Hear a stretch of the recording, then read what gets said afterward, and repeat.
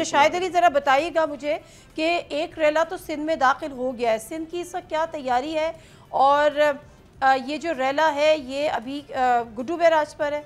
देखिए, ये गुड्डू बैराज से अभी रेला जो है वो सैलाब का पीछे है, पंजनद के पास अच्छा, है। और ठीक है। गुड्डू बैराज पर पहले ही पोजीशन जो है वो 3,50,000 क्यूसिक से जायद है।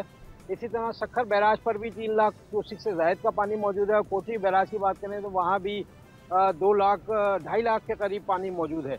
यानी तीनों बैराजों पे जो है वो निचले दर्जे का सैलाब है। इससे एक रोज पहले जो है गुड्डू बैराज पर दरमियाने दर्जे का सैलाब था, लेकिन पानी का डिस्चार्ज किया गया क्योंकि पीछे से पानी आ रहा है।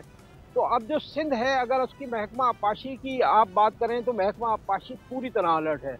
सिंध जो है वो इसलिए अलर्ट है कि कोई तकरीबन 8 रोज पहले यहाँ से ऊंचे दर्जे का सैलाबी रेला गुजरा है। 5,56,000 क्यूसिक का ये रेला था जो आसानी गुड्डू से गुजरा और उसके बाद सक्खर आया। सक्खर में दरमियाने दर्जे का सैलाब रहा, उसके बाद वो कोटरी चला गया। तो मकसद कहने का जो महकमा आपाशी है वो पहले ही से अलर्ट है। और महकमा आपाशी सिंध जो है 2010 और 2022 में जो यहाँ नुकसान हुए उसकी वजह से हमेशा अलर्ट रहती है। सब्सक्राइब करें और बेल दबाएं ताकि कोई खबर रह न जाए।